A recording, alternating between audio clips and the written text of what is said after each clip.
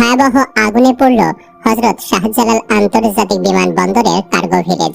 6 ঘন্টারও বেশি সময় ধরে চলা অগ্নিকাণ্ডে ভস্মীভূত হয়েছে কার্গো ভিলেজ। অনেকে মনে করছেন বিমানবন্দরে যুগের পর যুগ ধরে ঘটে আসা সমস্ত অপকর্মের নথি নষ্ট করতেই ইচ্ছাকৃতভাবে এই আগুন লাগিয়ে দেওয়া হয়েছে। 2023 সালে হযরত শাহজালাল আন্তর্জাতিক বিমানবন্দরে ঢাকা শুল্ক বিভাগের লকার থেকে প্রায় 61 কেজি স্বর্ণ চুরি করে বিমানবন্দর কর্মকর্তারা। অর্ধশত কোটি টাকার বেশি দামের এই স্বর্ণ চুরির সঙ্গে শুল্ক বিভাগের লোকজনই যুক্ত বলে বিভাগীয় তদন্তে উঠে আসে। কিন্তু শেখ হাসিনার আমলে দোষীদের বিচার হয়নি। পরে ইউনূস সরকার ক্ষমতায় এসে যখন নতুন করে তদন্ত শুরু করলো, ঠিক তখনই আগুন ধরিয়ে দিল স্বর্ণচোররা। এখানে শেষ নয়। অনেকে মনে করছেন শুধু পূর্বের ঘটনা ঢাকতেই নয়, বরং নতুন করে চুরি হয়েছে কার্গো ভিলেজে। সব মিলে বিমানবন্দরে চুরি আর অপকর্ম ঢাকতেই এই আগুন ইচ্ছাকৃতভাবে লাগিয়ে দেওয়া হয়েছে। এক ফেসবুক ব্যবহারকারী লিখেছেন, ঢাকা বিমানবন্দরে কয়েক বছরের আটক হওয়া হাজার হাজার কেজি স্বর্ণ কি এই আগুন নেভানোর পর পাওয়া যাবে, নাকি এটি মেটিকুলাস ডিজাইনে দোষীরা খেয়ে ফেলবে? এছাড়াও আগুনে পড়েছে ঔষধ ও গার্মেন্টস ব্যবসায়ীদের হাজার হাজার কোটি টাকার কাঁচামাল ও কেমিক্যাল। গত এক বছর এমনিতে 250 গার্মেন্টস বন্ধ হয়ে গেছে। এখন আরো অনেকগুলো ঔষধ কোম্পানি সহ গার্মেন্টস বন্ধ হয়ে যাবে। একজন লিখেছেন, আগুন ছাড়া 61 কেজি স্বর্ণ গায়েব হয়, আগুন লাগার পর কত কেজি হবে? বলা হচ্ছে অগ্নিকাণ্ডের কয়েক ঘন্টা আগেই বিপুল পরিমাণ মূল্যবান পণ্য, বিশেষ করে স্বর্ণ, ইলেকট্রনিক ডিভাইস ও আমদানি রপ্তানিযোগ্য বিলাস পণ্য রহস্যজনকভাবে সরিয়ে নেওয়া হয়েছিল। আর ঠিক তারপরই আগুনের সূত্রপাত। একটি দেশের অর্থনীতি, বাণিজ্য ও নিরাপত্তার কেন্দ্রবিন্দু তার আন্তর্জাতিক বিমানবন্দর, যেখানে প্রতিদিন কোটি কোটি টাকার পণ্য আসে যায়।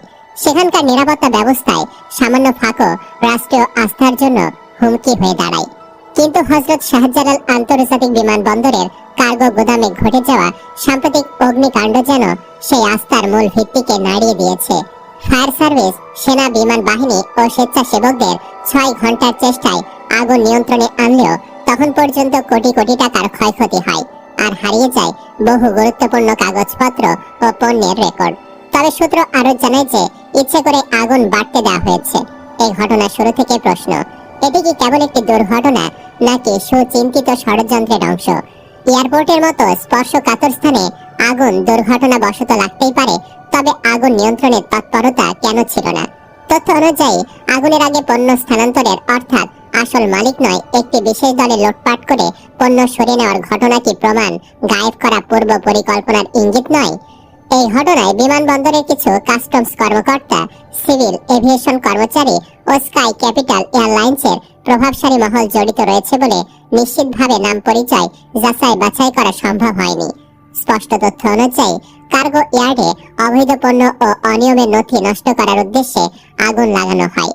এটি প্রথম সময়ে বিমানবন্দরের ভেতরে মূল্যবান পণ্য পাচার বা গায়েব হওয়ার ঘটনা ঘটেছে, কিন্তু প্রতিবারই তা তদন্তাধীন থেকে চাপা পড়ে গেছে প্রভাবশালী মহলের হস্তক্ষেপে। বাংলাদেশের বাণিজ্য এখন মূলত আকাশপথে নির্ভরশীল। এই ধরনের ঘটনা শুধু আর্থিক ক্ষতি ডেকে আনে না, বরং বিদেশি ব্যবসায়িক আস্থা ও বীমা সংস্থার চোখে দেশের ভাবমূর্তিকে প্রশ্নবিদ্ধ করে। যদি এই ঘটনার প্রকৃত কারণ উদ্ঘাটিত না হয়, তবে আন্তর্জাতিক বাজারে বাংলাদেশের কার্গো পরিবহন ও আমদানি রপ্তানির উপর কঠোর নজরদারি আরোপ হতে পারে। এমনকি IATA নিরাপত্তা সার্টিফিকেশন নিয়েও সংকট দেখা দিতে পারে। সরকার দ্রুত তদন্ত কমিটি গঠন করেছে, কিন্তু প্রশ্ন হলো বিগত সময়ে কতগুলো তদন্ত কমিটি গঠন হয়েছে আর কতটির ফল বাস্তবে দেখা গেছে? একটি রাষ্ট্রের জনগণ যখন তদন্তের উপর বিশ্বাস হারায়, তখন প্রশাসনিক জবাবদিহিতা ধ্বংস হয়। এই আগুনের ঘটনায় যদি সত্যি প্রভাবশালী চক্র জড়িত থাকে, তবে তা কেবল একটি অপরাধ নয়, বরং রাষ্ট্রবিরোধী ষড়যন্ত্র। শাহজালাল আন্তর্জাতিক বিমানবন্দরের গোদামে লাগা আগুন কেবল একটি দুর্ঘটনা নয়, এটি রাষ্ট্রীয় অব্যবস্থাপনা, দুর্নীতি ও নিরাপত্তাহীনতার জ্বলন্ত প্রতীক। আগুন নাটকের আড়ালে স্বর্ণ ও মূল্যবান পণ্য সরিয়ে নেওয়া শুধু অর্থনৈতিক অপরাধ নয়, বরং জাতীয় বিশ্বাসঘাতকতা। এই অগ্নিকাণ্ডের ধোঁয়ার ভেতরে লুকিয়ে আছে সেই প্রশাসনিক গলদ ও দুর্নীতির গন্ধ, যা উন্মোচিত না হলে পড়তে থাকবে শুধু কার্গো ইয়ার্ড নয়, পূর্বে রাষ্ট্রের সততা, জনগণের আস্থা আর বাংলাদেশের আন্তর্জাতিক ভাবমূর্তি।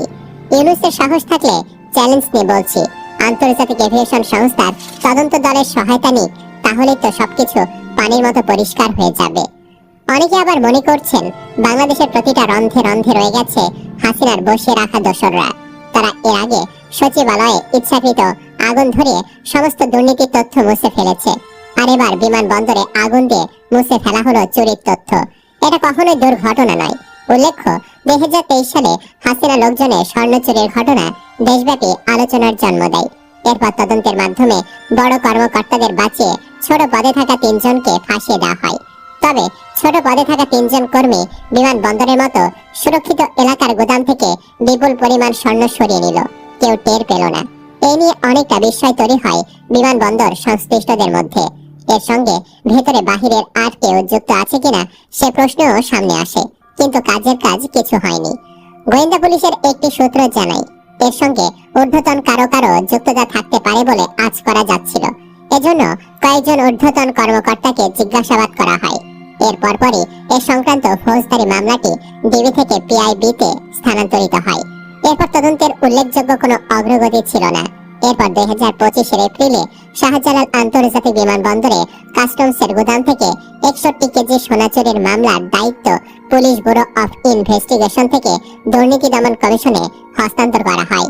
22 এপ্রিল মামলাটি হস্তান্তর করা হয় বলে দুদকের উপপরিচালক আখতারুল ইসলাম নিশ্চিত করেন। ডিবির সূত্র জানায়, ডিবির তদন্তকালে সন্দেহভাজনদের জিজ্ঞাসাবাদ করে তারা জানতে পেরেছে বিভিন্ন দফায় এসব স্বর্ণ সরানো হয়েছে। পরে সেগুলো ঢাকার বাইতুল মোকাররম, তাঁতিবাজার ও গাইবান্ধায় নির্দিষ্ট কিছু স্বর্ণের দোকানে ভাগে ভাগে বিক্রি করা হয়েছে। তবে এ সংক্রান্ত ফৌজদারি মামলার তদন্তকালে গোয়েন্দা পুলিশ কিছু ইঙ্গিত দিলেও মামলাটি পিবিআইতে যাওয়ার পর সেটা চাপা পড়ে যায়। এটাও ছিল হাসিনার লোকদের প্ল্যান। ডিবি তখন সন্দেহভাজন হিসেবে 8 জনকে গ্রেফতার ও রিমান্ডে নিয়ে জিজ্ঞাসাবাদ করে, যারা বিভিন্ন পালায় শুল্ক বিভাগের ওই গোদামের দায়িত্বে ছিলেন। ওই সময় শুল্ক বিভাগের 2 জন যুগ্ম কমিশনার ও 1 জন উপকমিশনারকেও ডিবি কার্যালয়ে ডেকে জিজ্ঞাসাবাদ করা হয়েছিল। এর কয়েকদিন পরে মামলাটি ডিবি থেকে তদন্তের জন্য পিবিআইতে পাঠানো হয়। এখানে লুকিয়ে ছিল আসল রহস্য। মামলা যখনই এক দপ্তর থেকে অন্য দপ্তরে গেছে, তখনই সবার বোঝা হয়ে যায় পিবিআই এই ঘটনাকে চাপা দেওয়ার চেষ্টা করছে।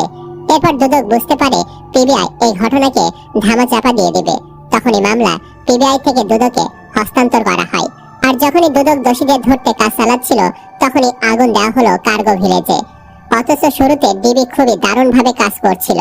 শুল্ক বিভাগের একাধিক কর্মকর্তার নাম প্রকাশ না করার শর্তে বলেন, তাদের ধারণা ছিল গ্রেফতার ব্যক্তিদের জিজ্ঞাসাবাদ করে ডিবি স্বর্ণ উদ্ধার করবে। স্বর্ণ উদ্ধার হলে কিছুটা হলেও শুল্ক বিভাগের মুখ রক্ষা হবে, কিন্তু তা হয়নি। ডিবি শুল্ক বিভাগের ঊর্ধ্বতন কর্মকর্তাদের নিয়ে যায়।